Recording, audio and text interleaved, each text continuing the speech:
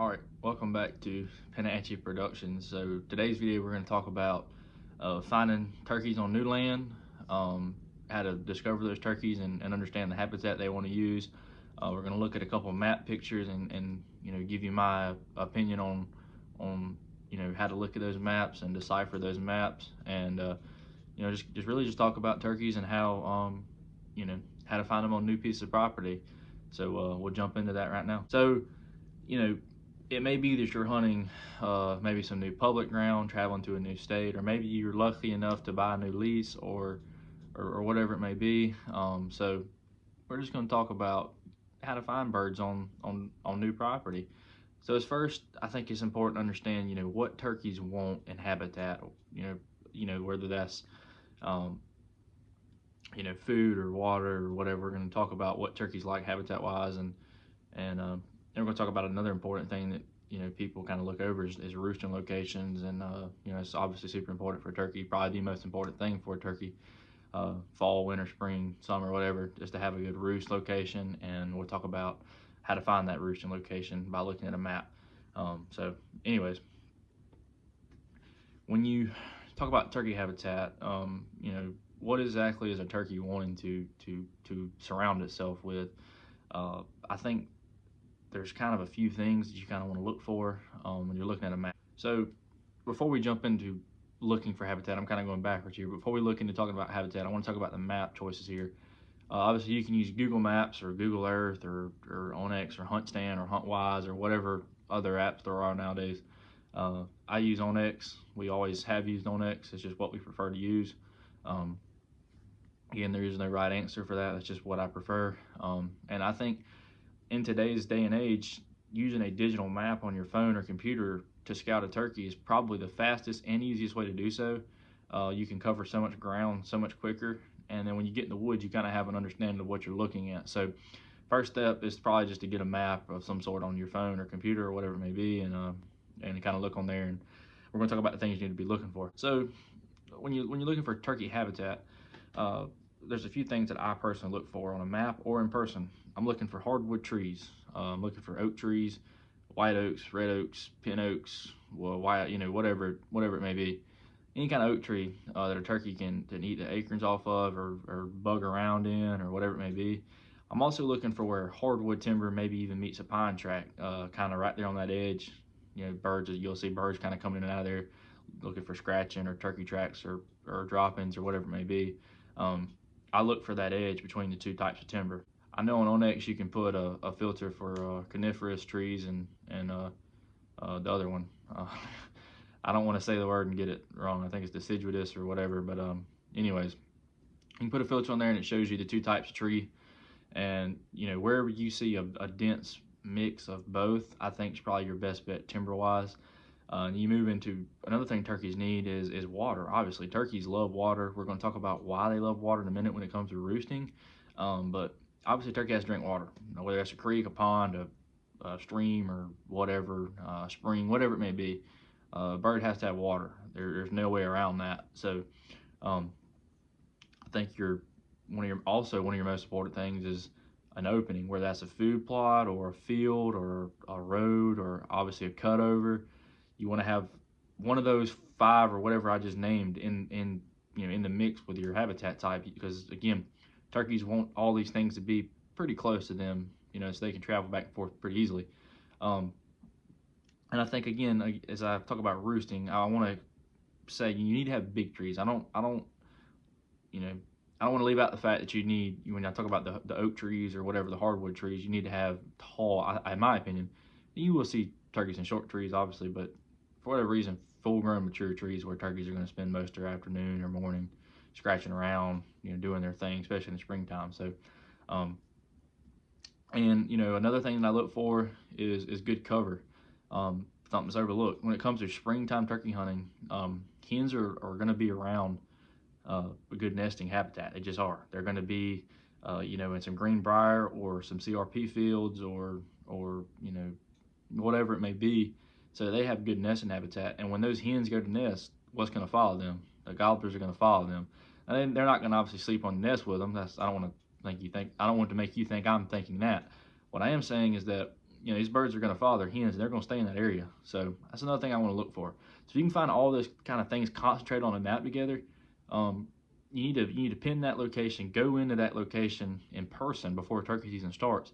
Walk in there and get an understanding of the land, the layout, and if all those things are in that particular area, field, hardwoods, water of some sort, food plot, and good nesting habitat, 9 times out of 10 there's going to be turkeys in there, and you're going to be able to tell again by sign such as scratching, tracks, whatever it may be.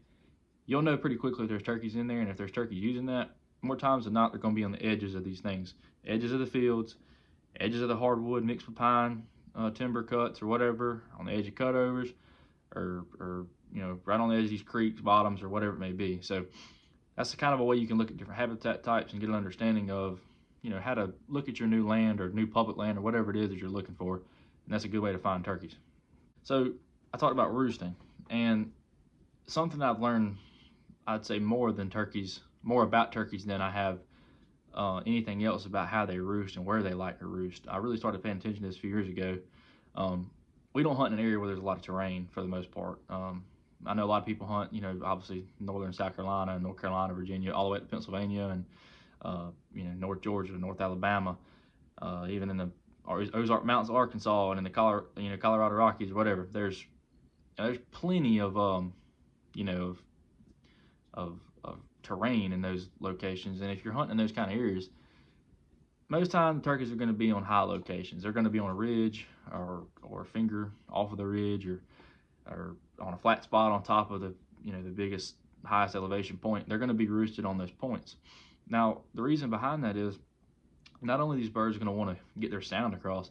If you ever watch turkey fly down off of a high point, they're going to glide down to that bottom. They ain't going to sit in that bottom and roost. Stuff from get them easily. They're going to get up on the highest point where they know they're good and safe for the most part, and be able to pitch down in that bottom. So when you're looking for a roost location in terrained areas, I think that's probably a good spot to start looking, is obviously on higher elevation points. Now for us in this flat land where we're at in the low country of South Carolina, I'll be the first one to tell you, when it comes to roosting a turkey, I'm looking for a turkey to do a few things. One, obviously a big tree. I mean, they're going to want a big tree, not only so they can be safe and tall, way up out of the stratosphere from whatever in the world can get to them, but they also want to be safe on that limb. They're not going to want to sit on a limb as big as my finger. They're going to want to sit on a big thick limb that they know they ain't going to fall off of, and if it gets windy, they'll be stable on. Just kind of common sense with that. So I'm looking for a big tree, obviously, or big trees. I'm looking for normally hardwoods. I know turkeys will roost in pine trees around here, and I'm not saying they don't, so don't get that twisted, but I've seen more turkeys roost in big tall oak trees than anything. So I'm looking for hardwoods, and I'm looking for the main thing, which is water. I don't know, well, I do know, I understand why they roost on water, and water meaning a creek. And if you're around here and you understand this, if you hunt our area, and I don't know if these things are in everywhere. I know they're in Florida, and I'm sure they're around most states, but what it is about a cypress pond, or cypress dome, or cypress swamp, whatever you want to call them, turkeys love, and I mean love, to roost on a cypress pond. I'm telling you, if you have never paid attention to it, pay attention to it, because they love to roost on cypress ponds. So I'm looking for big trees, hardwood trees, and over water. 9 times out of 10, your bird that you're hunting is going to be roosted over a creek, a pond, or something. And the reason behind that is, and I didn't really ever think about it until I got older, turkeys roost over water because nothing can get them from the ground. I mean, I ain't the smartest man in the world, I'll be the first one to tell you that, but the chances of a coyote crossing a cypress pond to climb a tree to get a turkey is very slim. A fox, a bobcat, they're not going to swim out there to do that. So a turkey feels a little bit of comfortability at night when they're up there in the tree, especially when they got water below them that nothing's going to get to them. They can only fly up in that tree, and that's about all they can get them. An owl can attack a full-grown turkey, but to pull them out of the tree is another thing. So I feel like that's probably your best bet when you're looking for how to find turkeys on a new property. But the biggest thing is moving past the digital stuff and looking on the map and all that kind of thing. The biggest thing is just go out there. I mean, if you have the access to do so, is to go out there, put your boots on the ground, walk around, look at the roads, get in sandy areas where you know there could be tracks. And if you see turkey tracks and strut marks, you know they're in that area at some point in the day. 9 times out of 10, those turkeys are going to come through there every single day. Now, I don't want to say that and ruin your hunt, but most of the time the turkeys are going to come through there. And if you can figure out what time of day that is, you can then figure out where they're roosting, why they're using that area, and that kind of thing. Look for tracks, feathers, dusting, droppings. Scratching's a big thing. If you see turkeys scratching in the leaves in the woods, you know those turkeys are coming through there feeding. Turkeys scratch in very few areas. I can't tell you how many times I've walked through the woods and I'll see scratching in a particular area under a big hardwood oak tree, and I'll go 20 yards, won't see scratching, and I won't see scratching for another half mile. They like their certain little feeding areas. I think that's kind of common with any kind of turkey. They like there's certain types of food, and once they get used to eating those kind of things, they like to stay in that area if they can, and they'll get up on that same oak tree and feed every day. Now, I ain't sitting here and telling you can go sit up on that oak tree and kill a turkey, guaranteed, but if you know those turkeys are coming through there, that's a good spot to set up in throughout the day, even if you haven't heard a turkey on your property or whatever. And that's another good way to find turkeys. Go out to your property and in the mornings or afternoon and listen. I'll tell you for the next, it's I think like February 20 something. I'll tell you for the next, in about 2 weeks or so, up until turkey season, I'll be listening just about every morning and afternoon that I am physically able. I will go listen to different pieces of property, morning and afternoon, to get an understanding of what these birds are doing. If you listen in the mornings, which is what I prefer to do, you'll hear them gobbling in the tree, and if they hit the ground, you're going to be able to tell where they're going. Now, will a turkey go the same direction every day? No. But if you listen enough, will you be able to pick up what they tend to do? Absolutely. So use your digital maps, look at your type of habitat. I'm going to pop up some maps throughout this video for you to look at. Look at your maps on your computer, on your phone. Look at your topography, look for water, look for hardwoods, look for a mixture of timber, and then I want you to just go out there. And that's kind of the main thing for a new turkey hunter. Obviously, more experienced turkey hunters understand it. Killing a turkey is hard. It's one of the hardest things you can do in life. But if you can go and you can put the time and effort in to find a turkey, you can kill one. The hardest part of turkey hunting is finding a turkey and then finding one that's going to work with you. So again, hopefully I was able to educate you a little bit on how to find a turkey on a new piece of property, and maybe save you some time if you got the property and you know there's no turkeys and there's no point to try it too often. So hopefully I helped you learn something. I don't know it all by any means about finding turkeys on new pieces of property, but this year for Will and I, we're hunting a few different new pieces of property than we did last year, so we're kind of having to try to figure out and get a better understanding of it. And the best way to do that, again, is to start on maps on your computer, on your phone, get an understanding, so when you hit the ground, you go out there and you start looking at these things, you have some familiarity with it, and hopefully you'll start finding some signs. So wish you the best of luck, and hope I was able to help you learn something today. So we'll catch you on the next one.